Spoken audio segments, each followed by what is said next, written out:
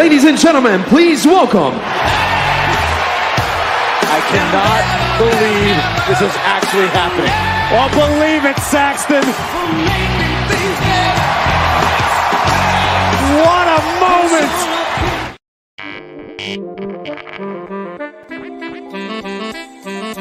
Hey everyone, Scott Hansen here from NFL Red Zone. I hope you're checking out 1 hour of 5 Yard Rush, one of the best podcasts on NFL football in the UK.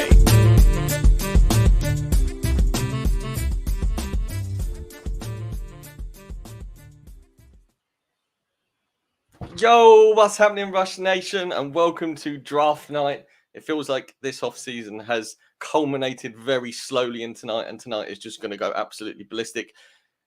If you don't recognize this voice, my name is Stocks. I am returning to 5 Yard Rush. If you don't remember me from before, hello again. It wouldn't be 5 Yard if I wasn't joined by my brother-in-arms, the hands to my Chewbacca in the 5 Yard Falcon. Big man, this is an absolute treat. How you doing, bro? And you're muted. This is terrific. I'm not used to being on mute. I'm not used to handing over the reins. It's weird that you've called me Hans and you Chewbacca, because I clearly look more Chewbacca than you do. Yeah, but I thought about this on how I was going to do the intro, and I thought, yeah, but of the two, Chewbacca's just like the guy who flies the ship, really. Hans does all the dirty work, all the fighting, all the monetary stuff. I can't really say I'm the Han Solo. That would just be unfair to you. That's fair. Well, I appreciate it. It's first of all, there's so many things to unpack in the opening 30 seconds already, and I'm not going to take too long. That hype video, by the way, is incredible. I think we should just roll that for the next 3 months and just pretend it's your first show, so we can roll that out all the time. Well, we can. I mean, it was Lee said when he heard I was coming back ages ago, he said, "I'm going to make you a hype video." So Lee being Lee, super busy. I didn't want to bother him. And a couple of days I said, "Oh, how's the video going, Lee?" He said, "I haven't done anything. How about a little bit of music?" And I thought, okay, that's fine. And then Simo, he said he can do a video. Simo made a video, and I said, put this music to a video. Simo did it. It was twice as long. I said, cut it in half. I don't need all that adulation. There we are, 17 seconds at the beginning of the show. Wallop, I'm back. I love it. I love it. Great video. It's so good to have you back.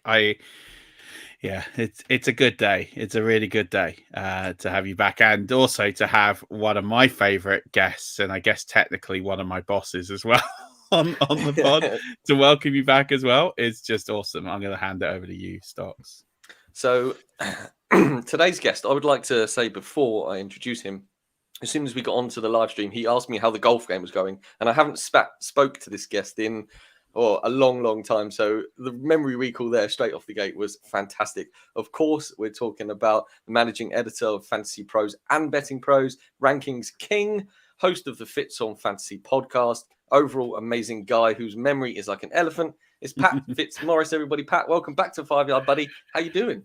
I'm doing well, Stocks. I'm honored to be the guest for your return appearance. That feels serendipitous. I feel very lucky about that. I have been sitting here trying to figure out if you two are Han and Chewbacca. Does that make me Princess Leia or one of the droids? Let's go with Leia. Okay, yeah, I'll have to do something with my hair, I guess. But yeah, it's great to be on with you guys. I mean, we're just hours away from the draft, so and it turns out. My wife normally works from home, but this is one of the rare days where she had to go into the office for meetings. My kids are at school, so I've got all this excitement going on, and I've had no one to talk to except for the dog, and he's not really interested in Zay Flowers' landing spot tonight. So just been pacing around like a caged animal all day, and feel very fortunate to be able to have this release to talk about this with you guys. That's good. Before we get on to it, someone asked me this morning, are you excited for the draft? And and we'll get into it and we'll unpack it. I don't know what it is, and I don't know if it's this draft class or because last year's draft was so nuts. Like opening night of the draft was just blockbuster trades, a lot of things we've never seen. I just don't know. I'm just not as excited. And I think it's a combination of there's a lot of good players, but no exceptional players in this draft.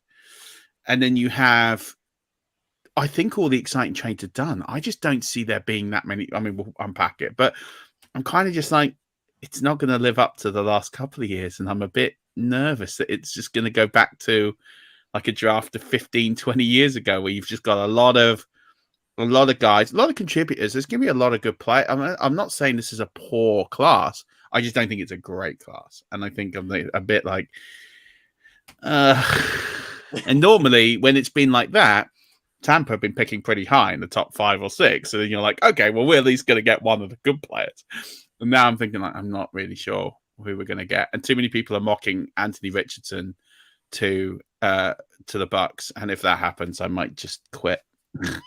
I might just do NFL and like just put all my eggs into lacrosse or just some like up and coming sport that's going to overtake in the next 10 years. And I mentioned lacrosse because I know Pat's son plays. Because I don't think I can deal with Baker Mayfield and Anthony Richardson on the same roster, or Will Levis. If Will Levis happens, that might be worse, but we'll get into why we think that might not happen. So yeah, anyway.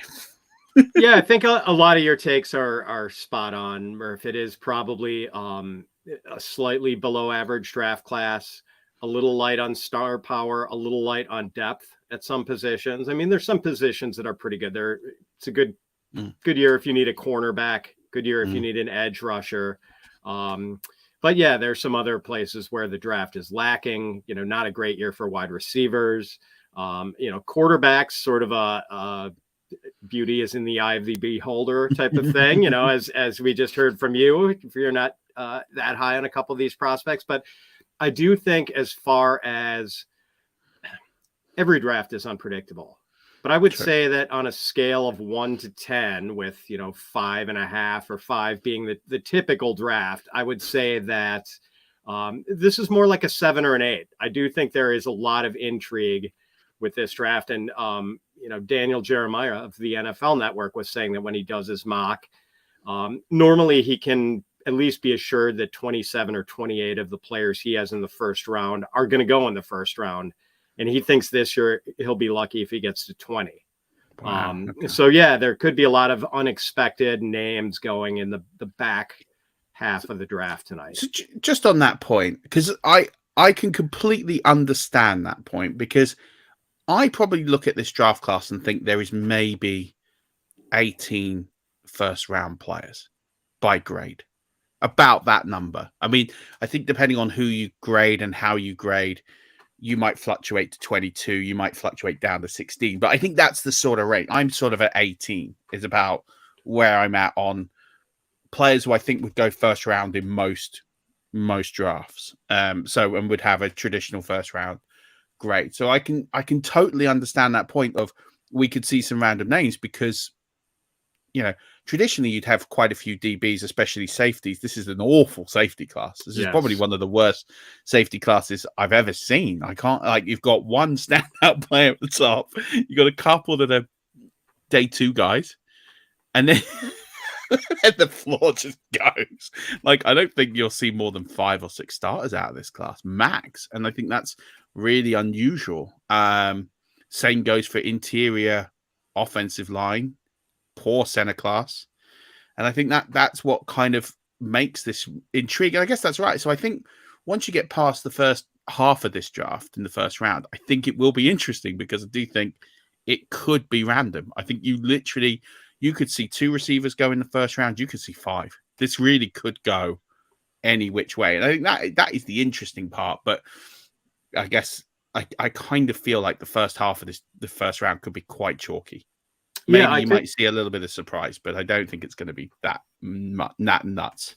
I agree, and I concur with your estimate on the number of true first rounders. 18 sounds about right. I do think there's enough talent where the second round is going to look pretty good, and there's some interesting players. But you're right about the shortage at safety and in the interior of the offensive line. I mean, I know a lot of people have mocked Brian Branch, that one coveted safety, in the 20s, but I'm wondering if because of the scarcity, if maybe he doesn't go significantly early. And I know that, probably none of these centers and guards have first round grades, but there are some teams towards the latter part of the first round. The Giants come immediately to mind, that have a major need at center.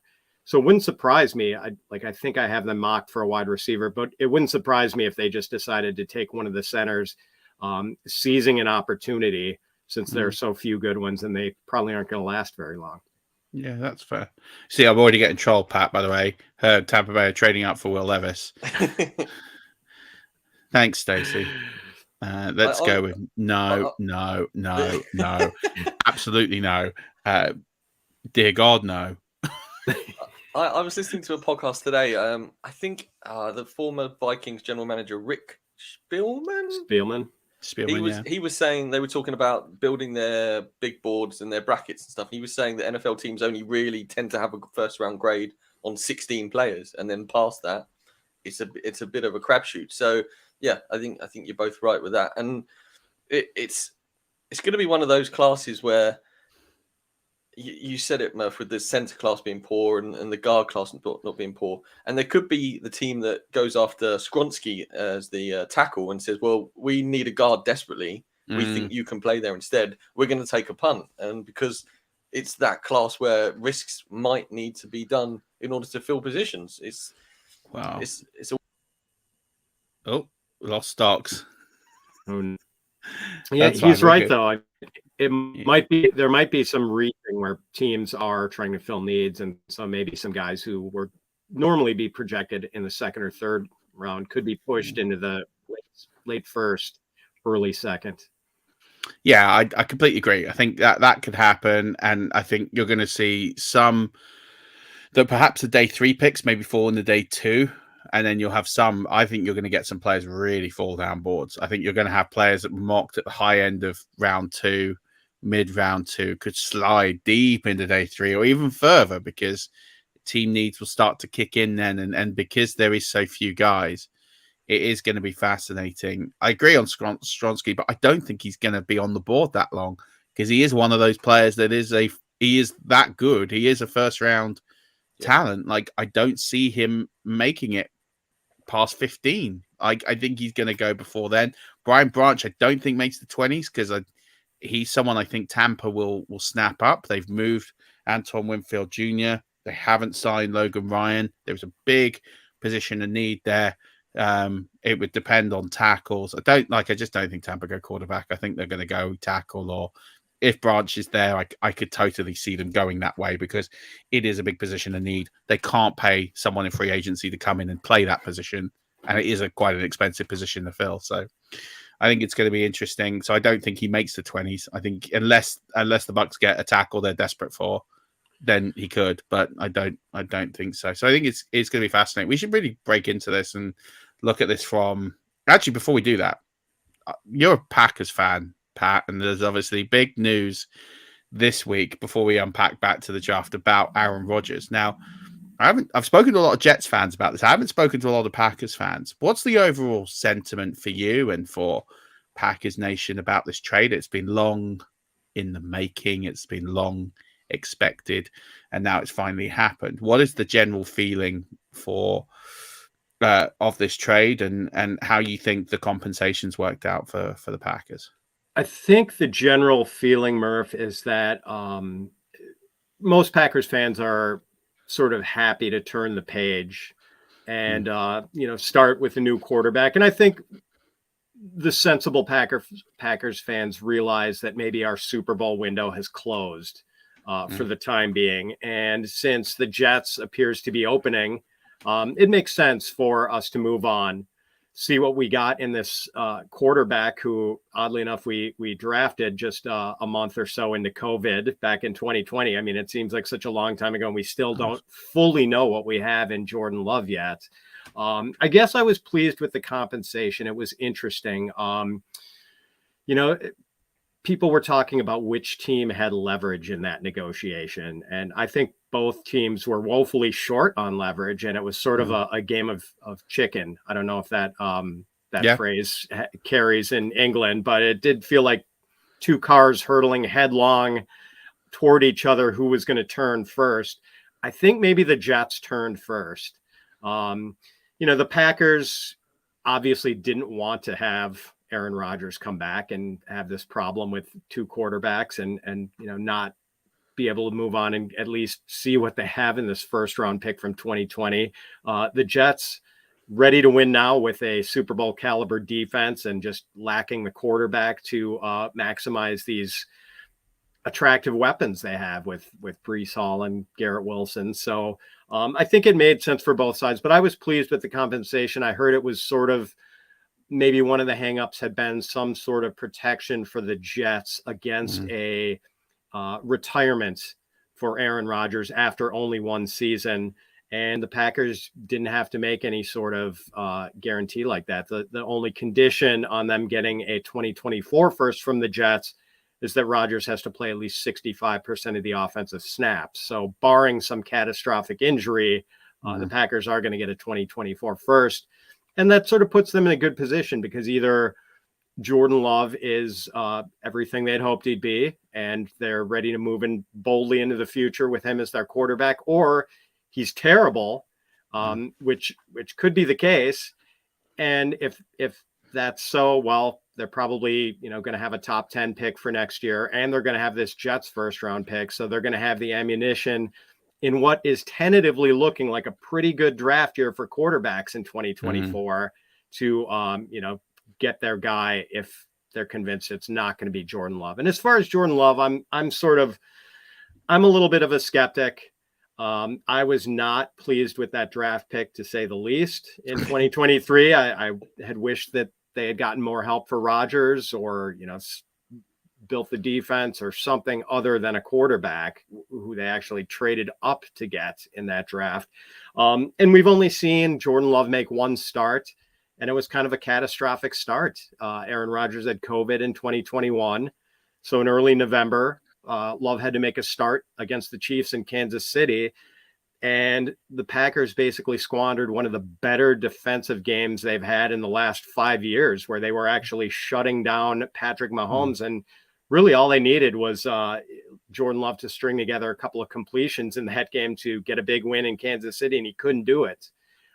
His numbers from that game were pretty miserable. Now, he has had some decent relief appearances. He came into the game late in a blowout loss to the Eagles last year and looked good, but at the same time, the Eagles were up like almost 30 points and playing sort of a soft coverage, and kind of hard to judge him based on that. So I don't want to be too judgmental on Jordan Love. I admit to skepticism, but we got to give him a bit more of a chance to prove himself.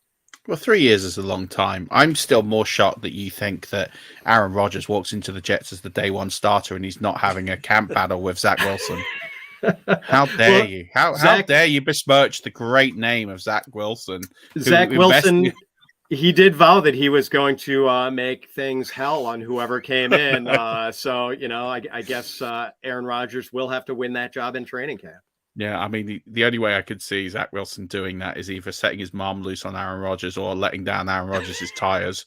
I can't really see how he's going to do that in a quarterback competition. Because an interesting stat is that since the 2019 season, no Jets quarterback has thrown more or 10 or more touchdown passes. Wow.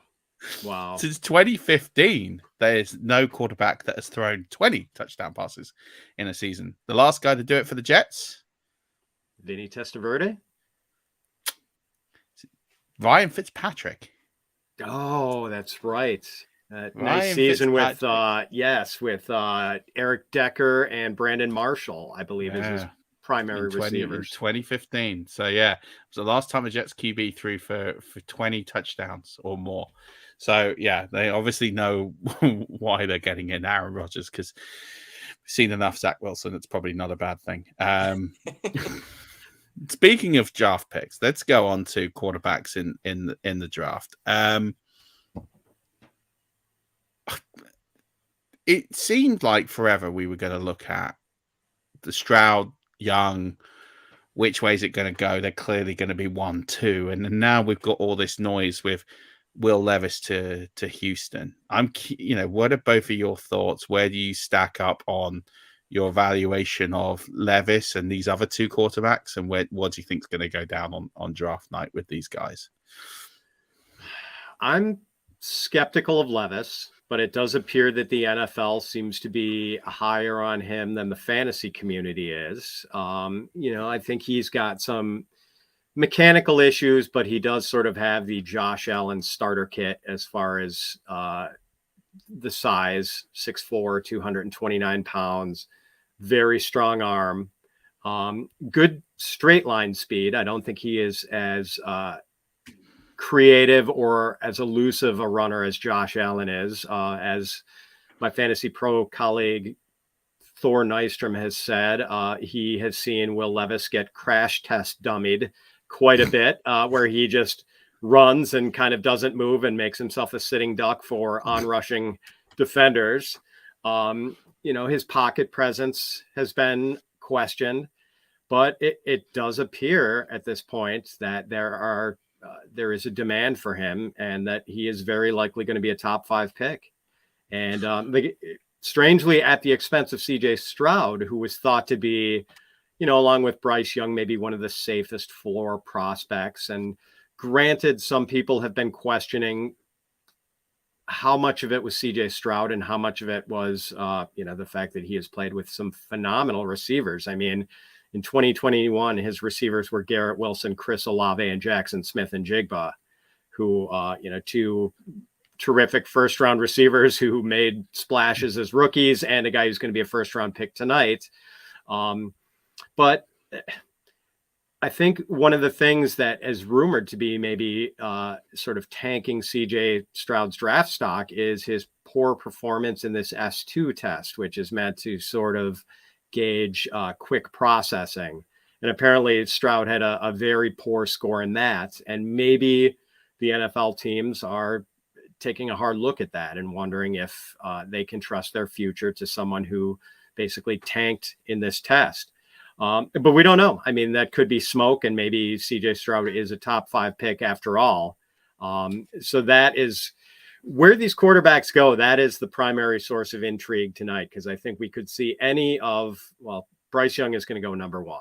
That seems to be a near lock at this point. But as for Stroud, Levis, and Richardson, I think any of them could be top 5 picks, or any of them could fall. And some people think Richardson, Levis, Stroud could fall out of the top 10 or maybe even further than that.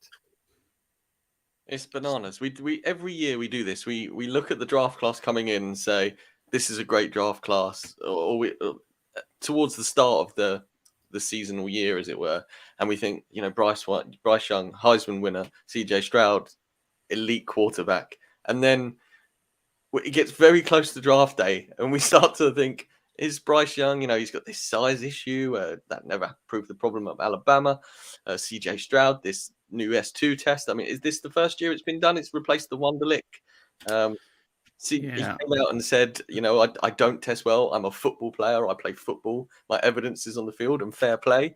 And it's just, I don't know whether it's a think tank thing or whatever, but I feel like as a community, we try and we get all excited. I think we get overexcited, and then we all come down a bit towards draft night. Draft night happens, and then we get excited again because as fantasy guys, we can then pick these guys on our rookie drafts and stuff like that. But I think it would be silly for CJ Stroud to fall past 2 when they need a quarterback. I just don't understand why you wouldn't take the surefire prospect of him and Levis. Of the 2, I don't want the guy who only throws a ball at one trajectory. I don't mind how fast it is. If he throws it at one level from start to finish, that's why you get picked off, because the corner knows where that ball's going. And I want the guy who is proven to stand in the pocket and slice you from 10 to 80 yards down the field all day. And let's not forget Stroud's no slouch here with his arm. No. He's one of the more accurate quarterbacks when throwing outside the numbers in this class, especially downfield. CJ Stroud has thrown 85 touchdown passes in the last 2 years. Will Levis threw 19 last season. And we just sitting here thinking, I don't like, some points you just got to go with the talent. And this is where I don't get it. And I want to be really careful what I say here, because we had this issue a couple of years ago with Justin Fields. Justin Fields was a quarterback who, quote unquote, slid down boards because there were some issues with him and his ability. And I'm not a big Justin Fields truther, but you can argue that he was definitely pushed further down the board than he probably should have gone. And we have seen this, and it is with certain quarterback profiles, and especially when it comes to certain backgrounds that players come from, that these type of issues tend to permeate and come out of the rough out of the last minute. I remember there being huge outrage about Justin Fields and the way that he was being spoken about days before the draft. I kind of feel we're getting the similar with CJ Stroud, and it's a bit uncomfortable because we don't fully understand what this test is. It is new. The Wonderlic is the Wonderlic, and you can sit there and take as much stock in it or as little in it as you like, but you kind of knew what it was. This new S2 it's unknown. None of us have ever seen it. We don't know what it means. Those numbers to people outside of those giving the tests and the NFL organizations don't mean anything. Not really, until you understand it, until you've got years of data to analyze it. So people saying he's come out with a historically low score, against what? It would be the question I would have. What's the benchmark of a low score? And then, as you say, some people get nervous. They don't test well. You know, he's a football player. Like, I can think of a lot of players that people would have questioned their intelligence and how they are, and yet come out and absolutely ball out. So, I'm a little bit worried at that. And we don't know what the results of this are. How far does Stroud fall? I think it would be mind blowing that he fell past 4. I think it'd be mind blowing that he fell. Yeah, it's an interesting point you make about the testing and us not knowing about it, when there was a test that was there for all of us to see, and it was CJ Stroud against the Georgia defense in the college football playoffs last year. A Georgia defense that is going to put multiple players into the first round tonight, and Stroud picked that defense apart for, I forget what the numbers were, 340 yards and 4 touchdowns. I mean, he looked terrific in that game, and didn't have overwhelming firepower at wide receiver. So yeah, I mean, I agree. I don't think he should slide out of the top 5, but yeah, and maybe maybe he will go in the top 4 after all, and we'll look back at the S2 episode as being some pre-draft silliness. But yes, all of those questions to be answered soon, and I'm very eager to see how NFL teams regard CJ Stroud. I have a question for you both, and it's about Anthony Richardson and Will Levis together. If you were a GM and you've evaluated these players, forget need, do you believe these players in most years would be a first round draft pick on talent? Stocks? I think Will Levis. It was Levis and Richardson, right? You asked about. Yeah, I think Levis would be. I think he'd be a late first round quarterback in a team that didn't necessarily need a quarterback to start. I think he'd possibly be a late first round quarterback purely on. I think he has problems, but I think sitting behind the right coaching staff could see Will Levis be a starter in the NFL. I think Richardson. I think he's this draft class and this generation of fan experience and everything we're in now with the hype train of social media and everything.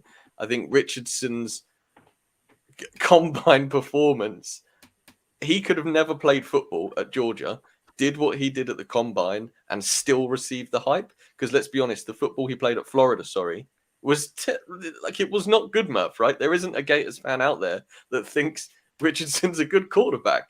And he played in a good conference. So the conference of the NFL is better than college football. We all know that because the best players from college play in the NFL.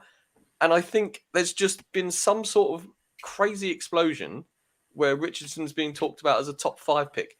I wouldn't even consider drafting him in the first 2 rounds unless I could see a path where I had the best coaching tree to get out of him. I just don't think he'd be better off declaring as a running back. So I agree with your take that I think both of these guys, just because of the physical tools, would be first rounders, even in a better year for quarterbacks. I already kind of gave you my take on Levis, and I'm, not all that optimistic about his NFL future. I think I'm much more optimistic than the two of you are about Anthony Richardson. I think if you divide his final year at Florida into two halves, I think the first half was indeed pretty alarming. And then he made pretty significant strides in the second half of that season.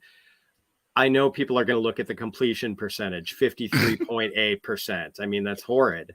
And he does have to learn touch because he has a bad habit of rocketing short throws that just require touch. And I don't think he's ready to play right away. I think he's going to have to sit for at least, 4 or 5, 2-3 years, but 10 years. The starter kid is pretty impressive though, with his speed, size, arm strength. And, I have talked to Matt Waldman about this of Football Guys, and Matt Waldman puts out the exhaustive rookie scouting portfolio, which has, detailed in-depth scouting reports based on his extensive film study of these players. And he makes the case that while Richardson does lack playing experience with only one real season as a college starter, he doesn't think that Richardson is necessarily conceptually unskilled. He thinks that he does some things as far as pocket management and the way he looks off, not just safeties, but, linebackers too, and cornerbacks. Some of the things he does are actually pretty advanced. And he has talked to the quarterbacks coach of Anthony Richardson, who is also the quarterbacks coach of Brock Purdy. And he thinks Richardson has a lot of the sort of whiteboard expertise that Purdy has. And he thinks that, Richardson might be able to adapt to the NFL a lot more quickly than people believe. So I do think those are tools worth taking a chance on. Agree, though, that it could go any which way with Richardson. I mean, I think he could be a star, or I think he could be a colossal bust. I'm so much lower than both of you on both of these players. For me, Will Levis is a third-round player. I don't understand. Yeah, we're looking at physical toolkits, right? How many times have we seen a player with a physical toolkit come into the NFL and not be good? It happens most years. Quite a bit. Most years it happens. We get a guy. Zach Wilson's a great example. Great physical toolkit. Horrific quarterback in the NFL. It's just these things that just, and I get that Will Levis is a bigger guy, and I get he's got that frame, and people sitting there comparing him to Josh Allen. It's insulting to Josh Allen. Josh Allen had a very decent college career. Will Levis, when he was playing teams that weren't in the Power 5, looked pretty good. He looked a pretty decent quarterback. When he's playing teams in the Power 5, all his numbers just completely fell through the roof, through the floor.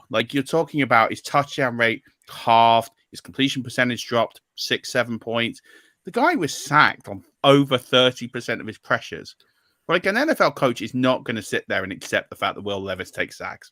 It's just not going to happen. So he's either got to learn not to take sacks, or he's not going to play much, because they're not going to take that loss of yardage. You just can't overcome that against how good the defenses are in the NFL. Anthony Richardson was better off staying a year. Someone must have told him, hey, you're going to test so well at the combine, you're going to go in the top 10. And someone's told him that and thought, great, I'll go in the top 10. And financially, it's going to work out. And in the short term, it will. Financially, in the short term, Anthony Richardson is going to do all right. But in the long term, he's probably not, because unless he's probably the most landing dependent player in this draft.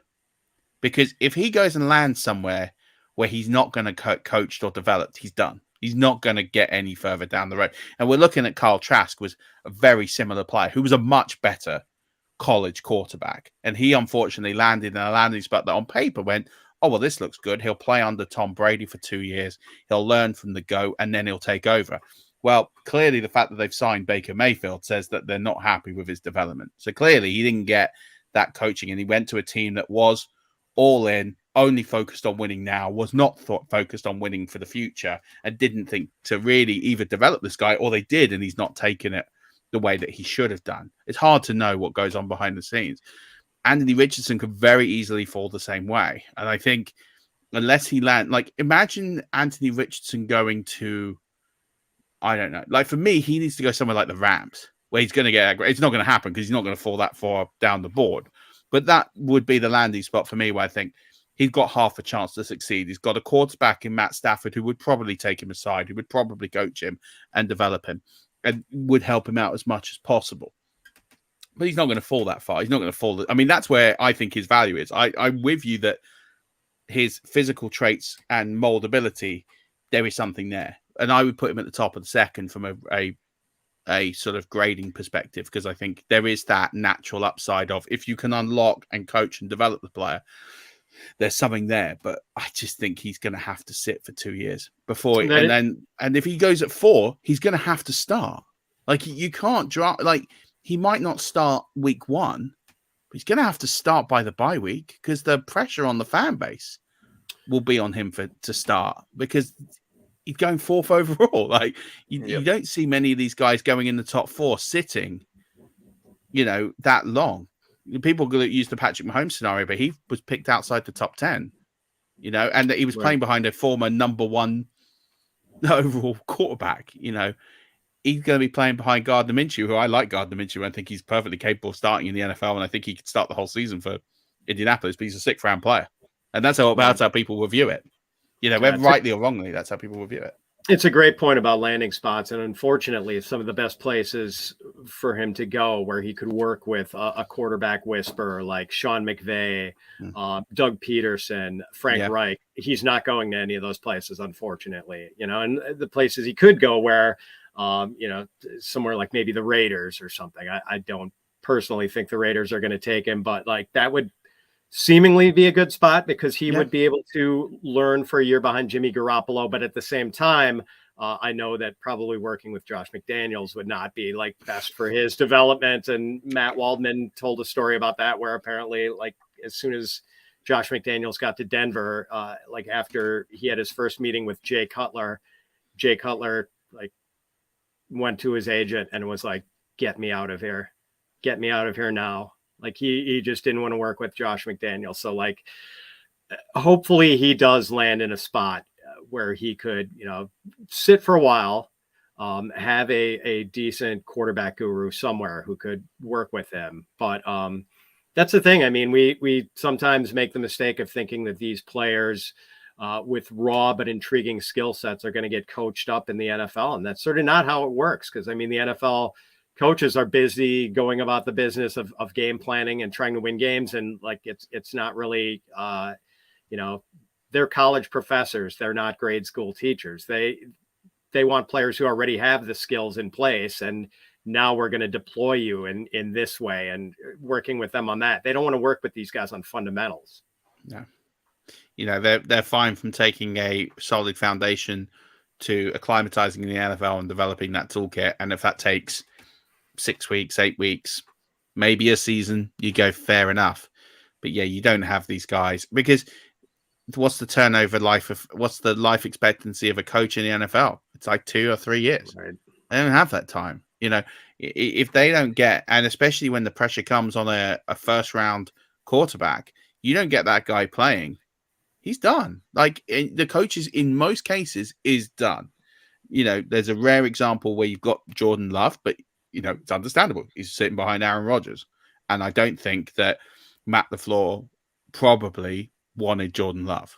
I don't think, if you'd said to him, you can have, who do you want in the 1st round of the 2020 draft? I don't think he's saying Jordan Love, because he knows he hasn't got the time. I mean, it's worked out fine because he won a lot of games early with Aaron Rodgers, 2 playoff runs, 2 championship runs. He's got credit in the bank, 3 13-win seasons. So he's got enough credit to have lasted to the Jordan Love experiment, we're going to call it now. But most of these coaches, if it doesn't work, I mean, we just look back to Matt Nagy and Justin Fields. Didn't work year 1, he's gone, and the GM's gone. Ryan Pace is gone. I mean, because they drafted Mitch Trubisky. That didn't work. The franchise gave him, right, you can have one more go, which is rare. They very rarely get to draft 2 first-round quarterbacks. So they get the chance with Justin Fields to move up to get him and use future capital to get him. And it hasn't worked. I mean, I'm not saying it won't long term, but ultimately it didn't work in that season and they're gone. And you don't have that luxury to train these players up. And so while people would be thinking Anthony Richardson, what a guy he could be, look at how he tested in his underwear at the combine. Ultimately, he's so far away from being an NFL player that coaches aren't going to love him as much as the general public and those that are fans of this process will, because it's a bit of a liability to a coach, especially if he gets drafted. Now, if he gets drafted in the second round, you've got that covered, like Jalen Hurts. Jalen Hurts is a great example of a player who wasn't quite ready to play in the NFL immediately, but it probably wasn't that far away. Got a bit of time, sat behind Carson Wentz, got coaching from Doug Peterson, as you say, learned the NFL, all of a sudden elevates up, goes to the Super Bowl. And that's where getting that second round pick, we saw it with Dak Prescott sitting behind Tony Romo. This is where you have these scenarios of players that don't go in the first round, that expectations taken away, that gives them that time to learn and to get better. And if it doesn't work, it's not on the hat of the coach. Like, no one's going to sit here and look at Kyle Trask and think, oh, well, they failed to develop him, therefore they should go. It's, well, he was the 64th pick. Bit of a luxury pick for a Super Bowl winning champion. Yeah, got it, didn't work, fine, move on, because they haven't blown the capital of a first round pick. And I think that's where it wouldn't shock me if Anthony Richardson slid or whatever we're saying, because I think whilst GMs might love him, coaches, I think, will see him as a liability. Yeah, but we'll see. That's what tonight is. One of those players that you just talked about, Murf, where they don't necessarily go early, they go to a team, is Hendon Hooker. Obviously, there's been first round hype for him with his injury and his age. Murf, we all know how you feel about Hendo. Pat, I don't know if that's fair, but yeah, okay. No, well, I mean, feel free to voice your concerns on Hendon Hooker now before Pat tells us what he thinks could happen. But Hendon Hooker is the same, that sort of vein, Murf, where somebody could take him late round 1, early round 2, and he could sit behind someone like Geno Smith at Seattle, for instance. That would be a good landing spot for him because Geno's been signed for 3 years now. It gives Hendon time to rehab and then potentially maybe take over. Well, Geno has been signed for 3 years, but effectively there's a get out in 1 year that is not horrific for Seattle. Like, on paper, it looks great.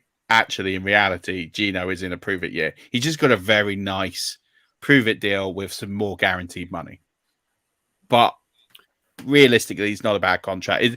For Geno Smith, who's been in the league for so long, like, fair play. He's done very well to get any sort of deal. So to get that, like, fair enough. My concern with Hendon Hooker is his age and the injury, and the two combined just don't work. I don't think you can take Hendon Hooker in the first round. And people talk about this 5th-year option and taking the 5th-year option on a quarterback. Again, the pressure of that of being a first-round pick is just too much. You required to have that work sooner rather than later.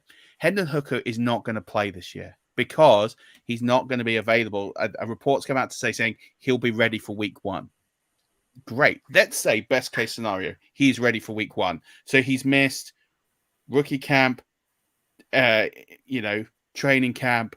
He's missed preseason. So all the time that he gets to learn the playbook and learn how to be a quarterback in the NFL and get some reps with the starters and the first team, he's not having. So he gets to the season. Let's say he's ready week 1.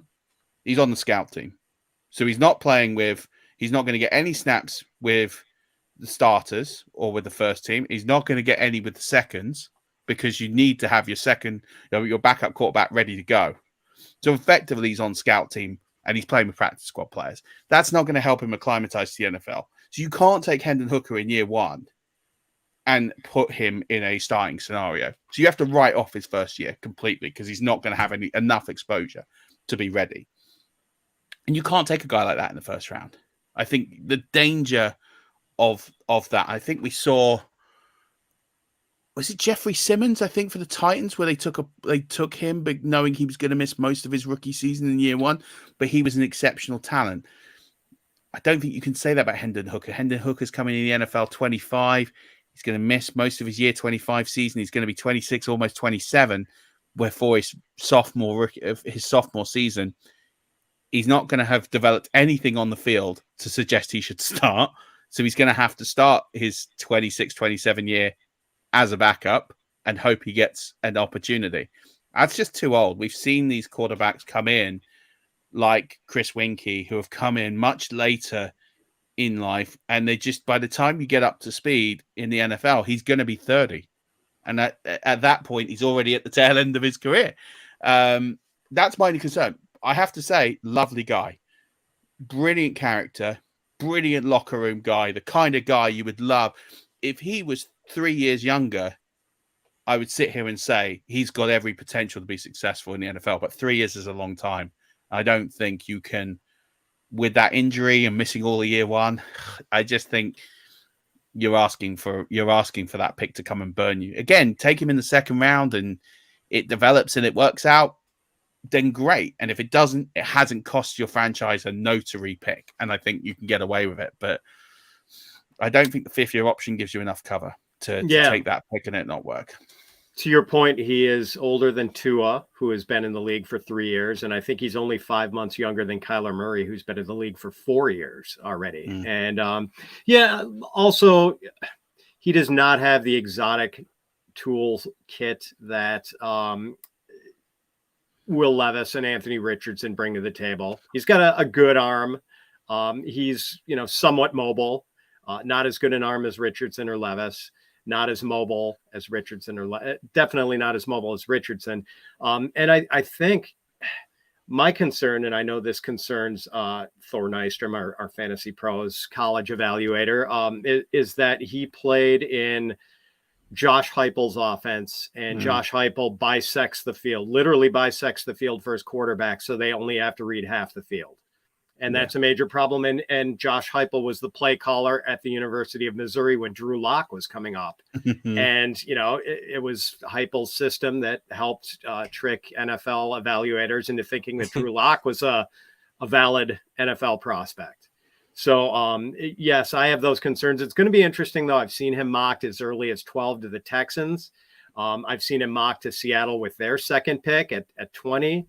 I think he could fall out of the second round if no one's completely sold on him, but maybe someone trades into the back half to try to get the ability to maybe have him for 5 years and stretch out that window. But he is going to be one of the more interesting guys to follow in this draft, because I don't think he should be a first round pick, but maybe NFL teams feel differently.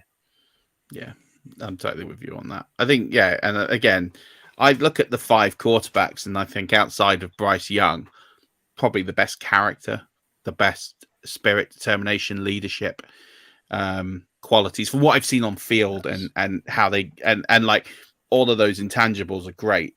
And again, if he was 3 years younger, you could oversee some of the traits, knowing that you can give him time to develop into his reading, his processing, and all of those elements. But he doesn't have time. That's the biggest issue, is he doesn't have time, because this year's a write-off.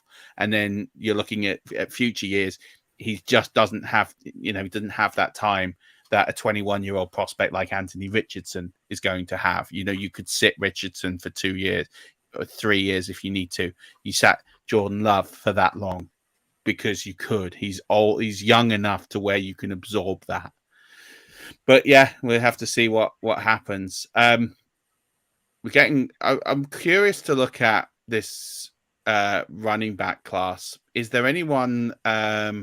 Obviously, Bijan's getting all the love in this class, and rightfully so. Every model he's breaking, he's generational talent is what we're hearing and seeing in everything that we read about him.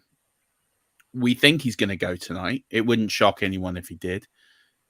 Where do you see him going, guys? Like, do you see him going like early? Do you see him going late first? Like, do we think that he's a player that is going to be taken significantly earlier than in most other years because of the lack of first round graded talent, and Bijan Robinson is one of those players. I would say is definitely a first round talent. I tend to think he's going to go top 10. I know that is no longer sort of the paradigm for drafting running backs, that there are a few who go that early. It's not like, when Leonard Fournette was drafted 4th or Saquon was drafted, second? That is no longer as commonplace. But I do think he's pretty special. I think you can make the case that it's worth passing up the opportunity cost to take someone at a higher leverage position. I guess on the flip side, you could look at it as, granted, running backs do have a short life expectancy in the NFL, and that is part of why they are sort of devalued. But if you want to build around a cheap running back who has a 4-year window, and assuming these guys do have shorter life cycles than most players at other positions, to get an extraordinary player who you have cost controlled for 4 or 5 years, I guess there's a case for it. And I do think Bijan is a pretty exceptional player and probably the best running back prospect we've seen since Barkley. I think he's one of those players where it doesn't really matter where he lands. He's good enough to either push out who's there in a committee or just take over the job. So it's not as if, I don't know if he goes top 10. I completely understand what you're saying, Pat. And if a team is pretty close offensively, just needs a running back inside, the top 15 and punches Bijan's ticket, then I can see it, because like you say, it's controlled money for the next few years. But the way running backs are now valued in the NFL, I can see him sliding. He's going to go round 1 because, as you say, Murf, he's generational. I hate using that term, but he is as good as anyone has come out since Saquon, and I think he deserves to go early because he is one of, if not the best offensive weapon in this draft class. It's just how the NFL values running backs, and I could see Atlanta taking him. I could see 100%. the Eagles taking him. And I don't see that one on the Eagles. Atlanta, absolutely. Chicago, I think it'd be stupid given how many holes they have on their roster, but I absolutely could see that. I could see that as something that they would do. Atlanta, absolutely. Don't forget, this is a team that had many needs and took Kyle Pitts at 4. So with this GM and this head coach, so they're quite clearly knowing their talent poor on offense, they would roll the dice here. I would definitely think that both those teams are in play. I don't see the Eagles going there. I think they're quite happy with Rashard Penny and what they've got. And they're not a team that historically have had a running back that they've given all the workload to. They prefer to run through committees, and and that is how they're going to roll. And I think I could definitely see the Eagles taking a running back in this draft, but I can't see them using a pick in the first round to do that. The Texans, it wouldn't shock me. The Jets, it would. And then you're starting to get into territory in the mid first where he could go anywhere. There's a number of spots here. He could go to Tennessee. Like, it wouldn't shock me if they drafted him. Dallas, that would depend Cincinnati. on what the quarterbacks have fallen. Yeah, Dallas, Cincinnati look. Even New Orleans, given the Kamara suspension come in, I think they're more likely to go wide receiver if one of the big 5 are on there. But again, if they're all taken off the board and get shuffled up early, and New Orleans are left without a dance partner, and somehow Bijan's still there at 29, that wouldn't shock me at the end of the day. I think there's a lot of teams that would take him, and I don't think they're worried about the cost, because I think we know what he is and we know what he can do. And ultimately, if you've got a run game in the NFL and you can pound the rock, you're going to win football games. And that ultimately, for the coaches, I guarantee you there's going to be 20 coaches tonight that are going to be pounding the table that their team drafts Bijan Robinson, because especially on the offensive side, because you're going to win football. He's going to win football games. Like, you're going to win football games with Bijan Robinson. The only reason why Barkley looks a bit of a riskier pick and why it hasn't translated into the success that you would have hoped is he's been injured a lot. That's the only risk I think you're seeing with Bijan. Is if he gets injured, that pick doesn't doesn't naturalize into the wins that you would hope. But yeah, I think I don't see him lasting past 15 in this draft. I think he goes early because you're going to win football games with him. Is there a situation where past Bijan being drafted, Gibbs or Charbonnet goes to a situation that is so good for them, they tap on the 101 doors in rookie drafts for Bijan? I don't think so. No. I don't think there's a chance. No. And Charbonnet is, I think, I don't think there's any possibility he goes in round one. Same. Gibbs possibly could. I think he's being mocked in the first round in probably a majority of mock drafts. And I think it's minus money that he goes in the first round. I tend to be skeptical of that. He would be the first sub 200-pound running back to go in the first round since Javid Best in 2010. Wow. And he's also probably not a true 3-down back. I think he's, could excel in that Kamara role where he has under 200 carries, but is targeted frequently in the passing game. I think that's probably the optimal usage for him, but I'm a little skeptical that he goes in the first round. I like him though. I mean, I think he's going to be a talented player and I'd like to see him land in a good spot. I don't know if he gets drafted tonight. If he does, it's 30 or 31. Yes. Because I actually weirdly think he's a better fit for the Eagles system. As you say, he's not a 3-down back. So I think for the Eagles, he's a better fit than Bijan would be, which is weird because you would normally say talent prevails. But actually, when you think about systems, and I think the same goes with the Chiefs. I think I look at the Chiefs and think, actually, they're so talent poor at wide receiver. If you see 5 receivers go in the first round, I can 100% see them taking Gibbs and thinking, well, we'll use him as a bit of a weapon to, with him and Kelsey, they'll work on that short to medium range target field. And then, they'll run with Sky Moore and MVS as the deep threats. And I think they could definitely do something like that. And Andy Reid is a coach that's good enough because you look at what they've got. CEH is down the pecking order, not great in the receiving game. And Pacheco, similar, more of a downhill runner, not the best receiver. He's not bad, but that's not his specialty. Whereas I think there's a role there for Gibbs to get out wide. You could run with 2 running back sets, which I know the Chiefs have run at times. We've seen them with 2 tight end sets. They might dip a little bit more and be a bit more fluctuating in how they structure their offense. So I could see Gibbs going there, but I agree with you. I don't think he's going higher than 29. And that's if Cincy want to take him. So if he does, I mean, I wouldn't shock me that if he went, but I'm with you. I'd say odds against he probably I think top around 2. The earliest I think would be like Dallas, but I don't think Dallas takes him. I think he and Pollard are too overlapping with their skill sets. But I do agree with you that he and Pacheco I think would be complementary in the backfield together. You just wonder if the Chiefs feel burned by having taken CEH with the final pick of the first round a few years ago and having that turn out, colossally bad. Yeah, that's fair. And I think that's what we'll see. And then, Charbonnet, I think we'll see what happens. And then I think the rest of that running class is... a lot of guys. I mean, that's the thing. I think there are about 20 possible guys who could pan out and turn out to be really good. I mean, I definitely have some of my favorites, like as day 3 or late day 2 possibilities, but you run out of sure things pretty quickly after Bijan and maybe Gibbs and Charbonnet.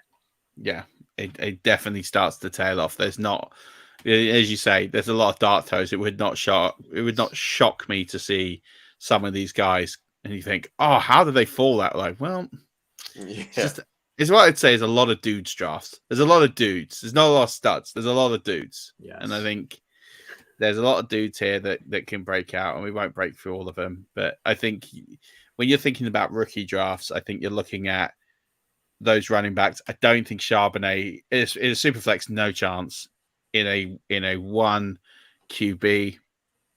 Depends on his draft capital.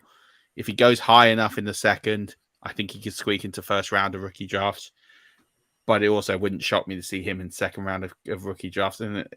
But the other 2, absolutely. I think in a one, I think Bijan's the 101 in all formats. I don't think Agreed. it matters whether it's super flex, whether it's tight end premium, whatever format it is. Bijan is the 101, and then I think Gibbs can go.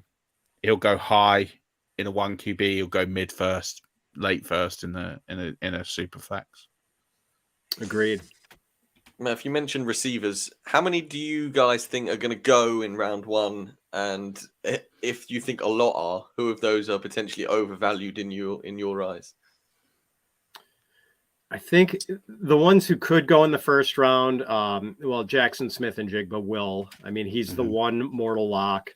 And then I think it's likely that Zay Flowers and Jordan Addison go, and pretty likely that Quentin Johnston goes. I mean, it's a class full of smaller slot receivers and flankers, and Quentin Johnston does have the body type to be an X receiver, and like his hands are a major issue. That could eventually tank his NFL career, but I mean, he does have traits. And I think those traits probably get him into the first round. And then there's some guys who are possibilities. I don't think Jalen Hyatt goes, but we know NFL teams are obsessed with speed. Hyatt's kind of a one-trick pony, but he does that trick very well. I might be forgetting about one of the other receivers. Who could I be forgetting about? I think it's those four. Well, you got Hyatt, so they're the five I would have is Addison, Johnston, Smith-Njigba, Zay Flowers, and they're the ones there. Most likely four, I would think. Yeah, Hyatt is one I can see going to, say, New Orleans. So I think if the other four go early, and this could happen, right? It might not, might happen. Then I can see Hyatt getting in to say, I just think that's a natural fit for what they're trying to do, and they're so talent poor on offense. I just think that works. But I think there's not many other situations where I look at Jalen Hyatt and think, I don't see him going to Kansas City. I don't see him going to Philadelphia. So I think, we're looking at, I don't see him going to Cincinnati. So he is one of these players. If he's going to go, he's going to need some things to go his way for him to go. I think there's some interesting thing about Quentin Johnston has not been invited to night one of the draft, which historically, if you've not been invited, says that you're more than likely not going to be a first round pick. So that is a concern to me, because I do think he's a first round pick talent. I think he's a good receiver. I think he has the potential to be a great receiver. So if all that is shaking out to be true and he's not been invited, that says to me that unless something monumental happens, NFL teams don't see him as a first round pick. So realistically, you could go anywhere from 2 to, if the world breaks right, 5. I think it will land around 3. And I think you'll look at Addison, Flowers, and Smith-Njigba. I think they'll be the 3 that will go tonight. And then I personally would take Johnston. I think I would have him. And then if he went high enough, then Hyatt could be in the realm. But I think it's going to be 3 tonight will go.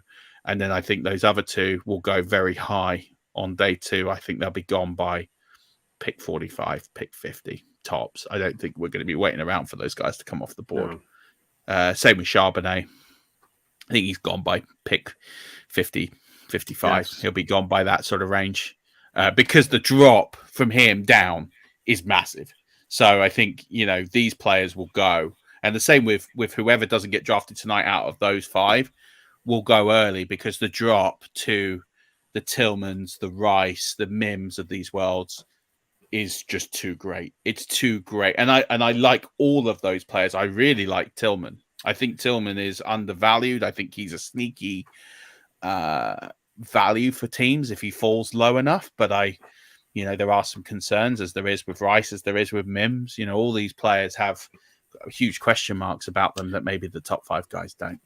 I'll add one more long shot wide receiver who could possibly go. I know Peter Schrager of the NFL Network had a mock draft where he was mocked to the Saints, and that's Jonathan Mingo of the University of Mississippi, who Seems as if the NFL is far more excited about him than dynasty managers are, because Mingo never had a 1,000-yard season at Ole Miss. He was the second on the team in receiving last year, but he does have a big body. He is NFL teams do value blocking in their wide receivers, and Mingo is a very willing blocker, but he is big and he is well built to deal with press coverage. And he is one of the toughest receivers after the catch, just to tackle and get on the ground, that I've seen since Anquan Bolden. And I think he had the second biggest hands. He's like, I want to say he's like 6'1", 220 something. He's a big dude, big hands, and ran like a 4.46 at the combine. Like Anquan Bolden was a 4.7 runner, and Mingo is actually fast. So like whether he can separate, I think at the NFL level, like that's mainly the knock on him, that he is not an elite separator or wasn't in college. But I think NFL teams like everything else about him. I don't think he goes in the first round. I think it's definitely a long shot, but I do think he's going to go in the second. And, I'm kind of intrigued that one of his visits pre-draft was with the Steelers, and that is a team that knows what they're doing when it comes to drafting wide receivers. So if they're interested in Mingo, maybe we should be interested in Mingo too. That's definitely fair. I'm going to throw two more receiver names that really interest me. One, I think, will definitely go in the second round, and that's Tyler Scott. Again, you've said it. The NFL's obsessed with speed. He was the fastest receiver at the combine. He ran a low 4.42. I think he's a perfect fit for what the Chiefs need and what the Chiefs are desperate for. A real separator and game breaker, especially when you look at Tyreek Hill going. And I've read some interesting insights from the Athletic and guys on the beat there. They definitely feel that there's a lot of love in that room for Tyler Scott. Again, don't think he goes round one unless, they decide to break the internet tonight. But I do think I would look at him at pick 63 and think that is a mortal lock if he's not there, if he's not already gone off the board. And then I think the most interesting receiver to watch on day two is Kayshon Boutte.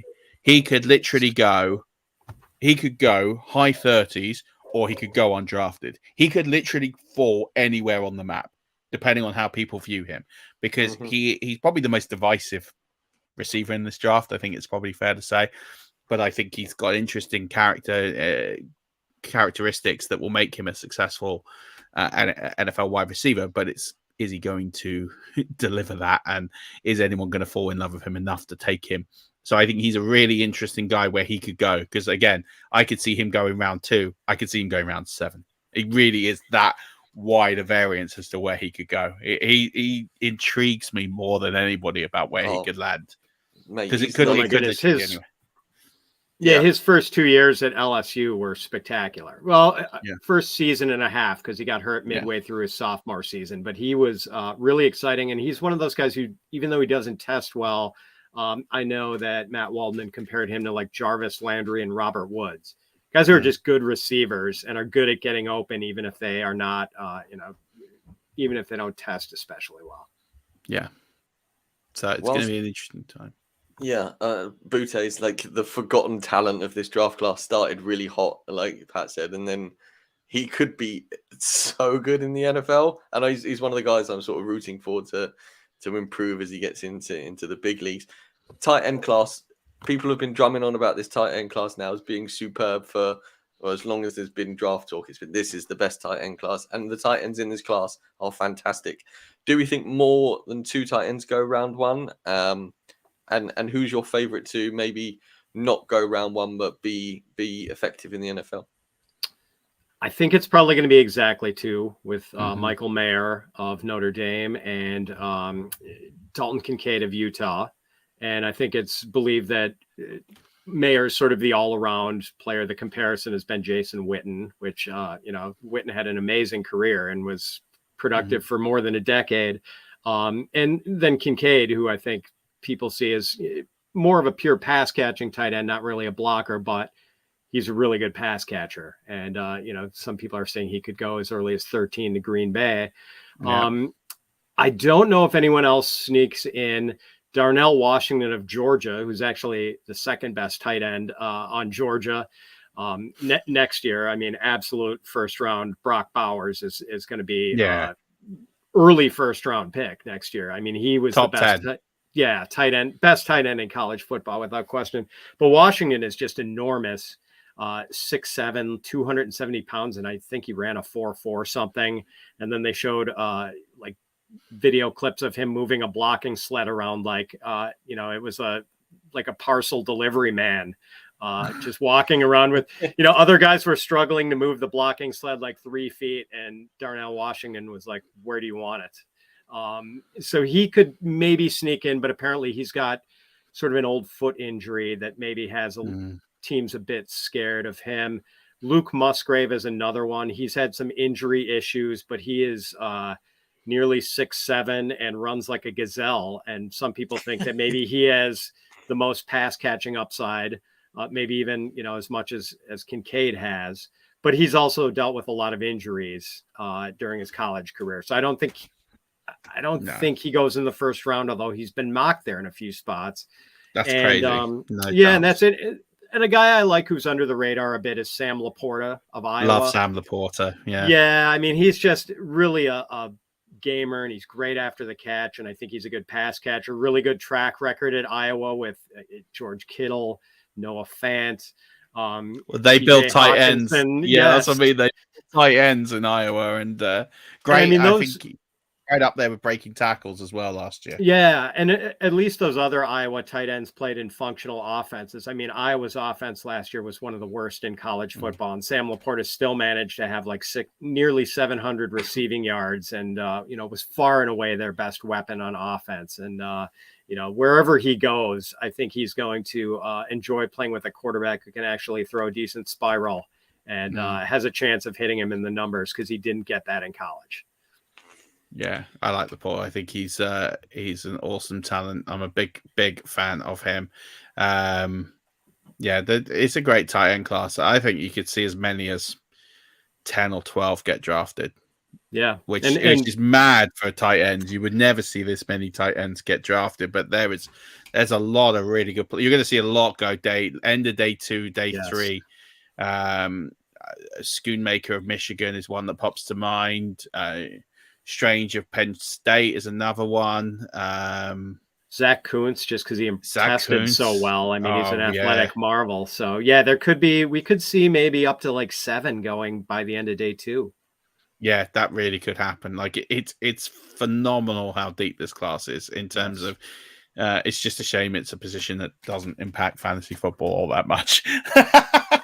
But it's fun to watch in real life. So yeah, I think we're in an interesting space with tight ends in the NFL, where you've got a lot of guys, but you haven't got a lot of the top end, the elite. And there is room for these guys to come in and after a year or two really break into having great careers, because there's opportunities. There's a lot of teams that don't have one good tight end, let alone 2. There's a lot of these teams that could do with drafting a tight end. So I think there's definitely a strong need in the NFL for 10 plus tight ends to be drafted this year. And I think a lot of them can contribute. I don't think a lot of them are fantasy worthy, but I think a lot of them are going to contribute in the NFL. Do we think there's going to be any big shocks tonight? Has anybody thought of something that might be really left field and exciting in tonight's draft? Well, Levis going at 2 would be mad. Yeah, obviously, apart from that. I mean, there have been a couple of interesting rumors about possible trade-ups for quarterbacks. And I've heard that maybe the Vikings are interested in moving into the top 3 to take Anthony Richardson. I mean, I'll see you later, Justin Jefferson. I mean, I would hate that so much, because I just think the Vikings are doing so many beautiful things right now. I just would no.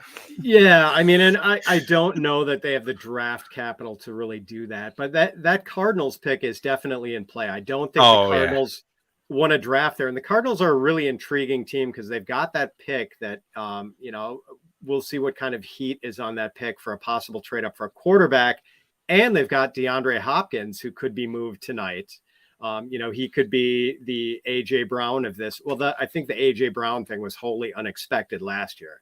Hopkins, I don't think would be too unexpected. And I suppose we should mention other guys who could possibly be traded tonight. Maybe one of the reasons why some people don't think the Texans go for a quarterback at number 2 is that maybe they're interested in dealing for Trey Lance, who suddenly looks like he's expendable for the 49ers. So, I mean, he's definitely going, isn't he? Because I was saying this to someone and said, well, do you really think Trey Lance is going to go? It's like they've tipped the hand because they signed Sam Darnold. Sam Darnold is not going to San Francisco to be a clipboard third guy. quarterback, right? It's not happening. So he's definitely going, and it would make sense that tonight is premium night, but he could go early tomorrow. Like it could. I don't think it necessarily has to happen tonight, but right. Yeah, I think you're right. I think it could be the Texans. I think there's a few teams that could be in play for Trey Lance. And one more quick one for you is there's been a little bit of suggestion of the possibility that the Patriots might be looking to move on from Mac Jones and trade up and get someone else, because apparently there's a rift between Mac Jones and Bill Belichick. So I don't know about the credibility of that rumor, but I've heard that from a few different places as something that could conceivably happen. Yes. So I think we will see at least one sort of trade involving a team that, maybe we're not expecting to move up in the draft, but wants to move up in the draft and take a quarterback. I think we're going to get at least one surprise trade up for a quarterback. Yeah, I think that will happen. I'm looking more at trade backs. So I actually have the Colts trading back. We know that they love to do this. We know that they love to build draft capital. I can see them moving down a few slots. I don't understand why Arizona wouldn't just pick Will Anderson Jr. I don't know why you wouldn't do it. I just think he's the best player in the draft. Why would you not select the best player in the draft? Like, I just think it's got to be pretty easy, right? I kind of get the logic of taking a quarterback at 1. I kind of get the logic of taking a quarterback at 2. I personally would advocate Houston taking Will Anderson Jr. and not taking a quarterback, and instead roll with a quarterback like a Davis Mills, or go and get yourself like a Matt Ryan or something, and just roll for a year or 2 and just build your team to where you're ready to compete. Because I think taking a quarterback now with Houston, we've seen this mistake over and over again with the Jets as an example, where they take a quarterback when the team is absolutely nowhere near ready to compete. They set the quarterback up to fail. Whether or not they were good enough or not to begin with is a debate in its own right. But Sam Darnold went on to a truly awful team, and he's not a generational talent like a Trevor Lawrence, like a Joe Burrow. And they're the exclusions to this rule. If you've got a generational player at quarterback, you've got to select them. But teams select a quarterback at 1 or 2. Mitchell Trubisky's another one. Players that are overdrafted on their skill set, but actually don't have that ability to transcend and go ahead and change the organization's direction of travel, and then they end up picking another quarterback in 3 years because it's not worked. And I think if I'm Houston, I'm probably, if I was the GM, if I was Nick Caserio, I would take Will Anderson Jr. I would just take a bridge quarterback, or I've got one on the roster in Davis Mills. And I would just sit there and I would take the best player in the draft, and I would just keep stockpiling the best players in the draft and build the trenches, build the offensive line, build the defensive line, build a good nucleus of talent if I was Houston. And then when I'm ready to be in a Super Bowl window, take my quarterback and use that as a cheat code. Because we're seeing it now every year. Teams getting to the Super Bowl with their quarterback on a rookie contract. We saw it last season with Jalen Hurts. We saw it the year before with Joe Burrow. We saw it the year before that, or a couple of years before that, with Patrick Mahomes. The exception was Kansas City and Tampa Bay in the COVID year, but Tampa Bay had Tom Brady on a $25 million contract. It wasn't a cost prohibitive, and he's always taken a below market deal. So having a quarterback on a below market deal, either through signing them on a below market deal or a rookie, which is the more common way of doing it, is a huge cheat code to your organization. So I think, why would you burn that and take a quarterback now? The trade for Trey Lance makes more sense if it doesn't overcost you, but it's certainly more than drafting one. But I personally would would take Will Anderson Jr. as if I was the Texans GM, except the fact we're not going to be brilliant this year because you're in a tough division anyway, and just move on and build next year, take your draft capital, build your team out. And then once in 2 years' time, once you've got your team in a half decent spot, then you can start thinking about quarterback. Yeah, and I think it's funny they might be able to get Will Anderson and Trey Lance because I feel like the 12th pick would be pretty fair compensation for Lance, and I have a feeling the 49ers would take that if it were offered to them. I'm definitely with you. I can at least forgive the Texans if they take a quarterback over Will Anderson at number 2. I think I would be with you, Murf, and personally prefer Anderson. What I couldn't agree with is if they take Tyree Wilson over Will Anderson, as has been widely rumored. And yet they've got a head coach who was a linebacker at Alabama and has certainly access to the people inside that building to know everything he needs to know about Will Anderson, who, I know his third year wasn't quite as impressive as his second year. But after the 2021 season, if someone would have told me that Will Anderson was not going to be a top 3 pick, I mean, I would have pretty much bet my meager life savings on that not being the case. So I'll be shocked if Anderson slides out of the top 3. Yeah, I think that would be one of the most awful falls I can think of. Because I just think he's the best player in this draft. I just think it's not close. There's not that many first rounders to begin with, and then you've got a player like him who I think, if I'm sitting here and you were to ask me, shortlist 2 or 3 guys who could potentially be potential multiple Pro Bowlers / in a conversation if it all goes well for a Hall of Fame career, I can only come up with Anderson Jr. in this class. I can't see any. I think you can make a case for a couple of players potentially being multiple Pro Bowlers at tackle. Paris Johnson Jr. could be one of those guys, for example. But yeah, I don't think. I think if I'm looking at players who could potentially have a Hall of Fame career in this draft, Will Anderson Jr. is kind of where I draw my line and say that's it. So for him to fall outside of 3 would be madness, and he's just the biggest. I don't know. I just think it. I just don't. I wouldn't understand it. I just wouldn't get it. Like I'd sit there and go, I'd need someone to explain to me why they passed on him because I wouldn't get it. I get it at Carolina. I kind of get it at Houston, although I wouldn't do it. I certainly wouldn't get it anywhere else. Just wouldn't make sense to me unless you're in a win now mode and you need one piece, and that one piece is going to help you get there. And I still think, well, that's genius, a pretty good piece that will help you compete this year. Yes. Yeah, it would be baffling. Right, guys, let's finish this off with a quick fire ultimate fantasy finish. You can have one player, you choose the player. Where would you want them to land for the maximum fantasy performance in this year or going forward? Murf won't like this, but I'm going to say Bijan Robinson to the Eagles because I would love to see as many issues as the Eagles might have, feeling that they need to upgrade at safety, cornerback, replace some of those old edge rushers, maybe get another defensive lineman to play alongside Jordan Davis. I mean, how good a defense do you need if you've got Bijan Robinson, Jalen Hurts, A.J. Brown, Devonta Smith, and Dallas Goedert? Like that offense could be a 30-point-a-game offense. So that's sort of the dream scenario. I do think they would have a dream team on offense. I just would love to see that. I don't think maybe it won't happen. Maybe that's a hoarding of offensive resources, but that's the one I think I'd kind of like to see.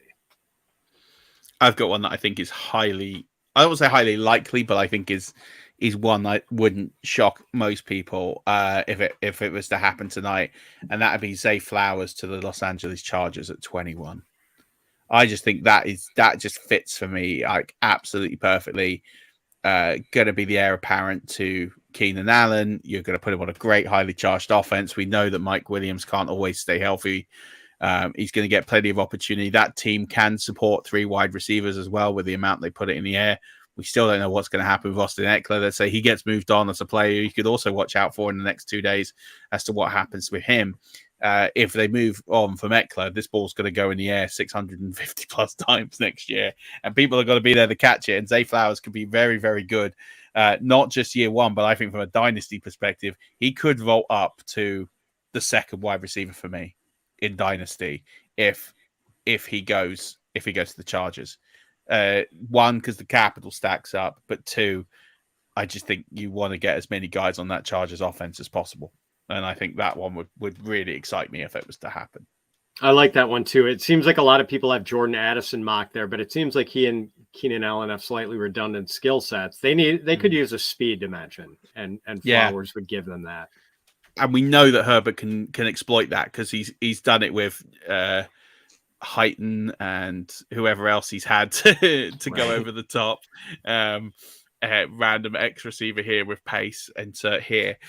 So yeah, I think give him an actual pace weapon that he can use more frequently, and I think that could just be really exciting. And I think it will unlock Justin Herbert even more because it will give them more to think about. Defenses covering him, but I just think for Zay Flowers and Justin Herbert, I just think everything is just awesome.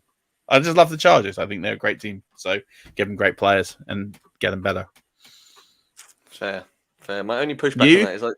Well, I will get to me. My only pushback on that, Murf, is I think the Chargers, their only receiver they had for their top 30 visit was Jordan Addison. So potentially that could put a little kibosh on your sitch there. For me, this is a really difficult one. I'm really high on Gibbs, but he's not a true 3-down back. I think if Charbonnet was to go to the Bengals, because I think June 1st they can save $10 million from releasing Mixon.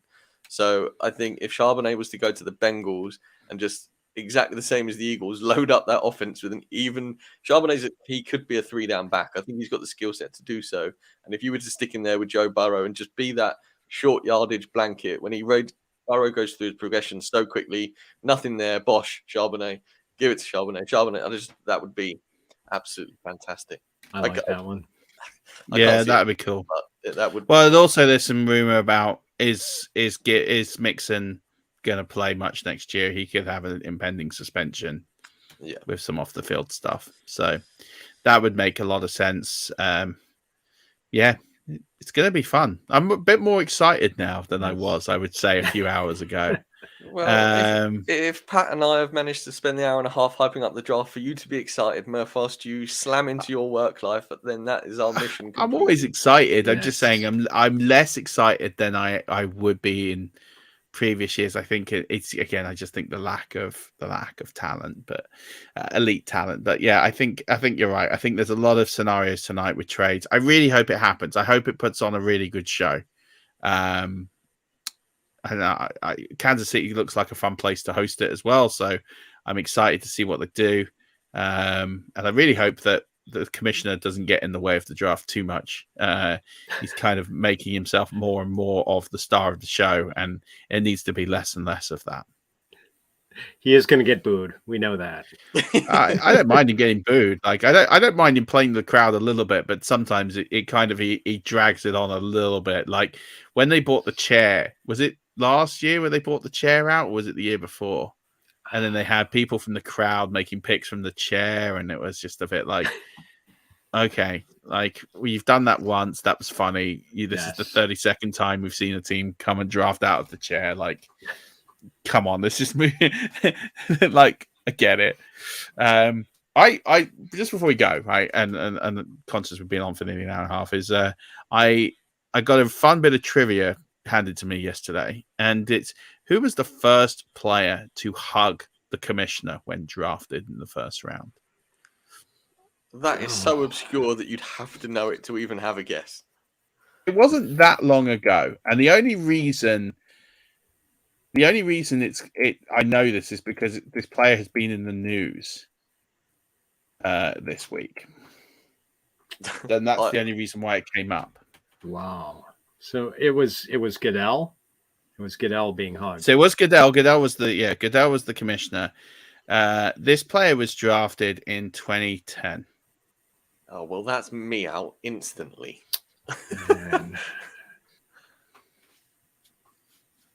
I'm struggling here. I'm trying to think back of who might have. See, this is what I do. I have to give up. It's Gerald McCoy. Announced his retirement this week from the NFL. He was the first player to hug the commissioner, and then it became an ongoing tradition with players ever since, every year, including Christian Wilkins a few years ago, who sent the commissioner flying when he jumped into that's still one of my all-time favorite draft moments. See, it doesn't matter, Murf. I've been away for a long time. We used to do a segment called Murf on the Streets where you brought interesting NFL stats to the podcast, and there you are, straight back at it, bringing that random stat from the middle of nowhere to the forefront of people's imagination. That's why people subscribe. You can get your top 32 picks anywhere, but how many people are talking about Gerald McCoy hugging the commissioner as an interesting fact, and that being the first one? It was a good one. It was a good one. I'll tell you what was good. Me being back in this chair doing this. Get to do it with you, Murf. Pat, get to do it with you on my return back. I mean, I don't think it starts much faster than that, if I'm brutally honest. Pat, if people aren't aware of where you are out there in the whole wide world, where can they find your work and the stuff you're producing? They can find me at fantasypros.com. There's going to be, I think I am doing a Dynasty Superflex mock draft immediately after round one to see how the round one landing spots are going to change the landscape. So look for that tomorrow, I guess, on Friday. And they can find me on the Fantasy Pros podcast and the Fantasy Pros Dynasty podcast. Unfortunately, I ended Fits on Fantasy after 222 episodes. Just had to. I'm going to be appearing on a few more of the Fantasy Pros podcasts this fall. So I was I didn't want to get a bit too overextended there. And people can find me on Twitter at Fitz_FF. And I just want to thank both of you for having me. I always love catching up with you guys. I feel honored that I was invited to be the guest upon Stock's triumphant return to the show. And, if Scott Hansen won't go as far to call you the best fantasy football podcast in the UK, he says you're one of the best. I'm going to go ahead and say the best. Oh, well, that's very kind. I appreciate it and always appreciate you coming on. I don't know how many times it's been.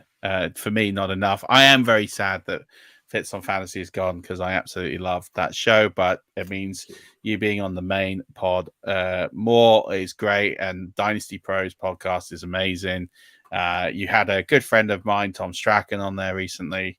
So it's great to have more UK content creators out there, and was pleased to see him on there. And also I get to meet your great friend Colm Kelly in July, which I cannot wait, at the UK FFC, who's the producer of Fits on Fantasy. So I'm looking forward to catching up with him in person and sharing some Pat Fitz love then.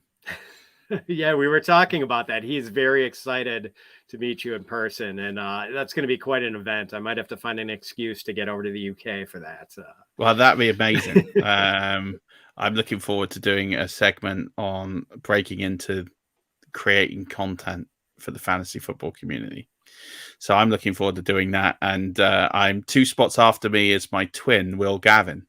Will Gavin, for you, Fitz, or for anyone in the US, is a sports broadcaster here in the UK. He does radio broadcasts. So he does Super Bowl. He gets to fly over every year for the Super Bowl and does it for radio. So when we broadcast on the radio here, so he's like our equivalent to whoever you'd have on like Westwood One kind of thing. But him and I look very, very similar. He has a bigger beard than me, but we look very, very similar. So even his promo tweet mentioned that he was my lookalike. I think I'm more his lookalike than he is mine. But either way, yeah. So I think it's literally me, one other person, and him. So it's going to be a lot of big ginger guys on stage in a really short space of time. That's going to weird out a lot of people. So I don't think there's fun. Enough big ginger guys on stage, if I'm honest, Murf. It's we're dying breed. Yeah. Well, hey, I'm raising one. So yeah, you are, and same here. So both our lads look like they could be brothers. That's it. I love it, boys. This has been an experience. It's been a pleasure to be back, Pat. It's been a pleasure, Murf. I'm so pleased I'm back, my man.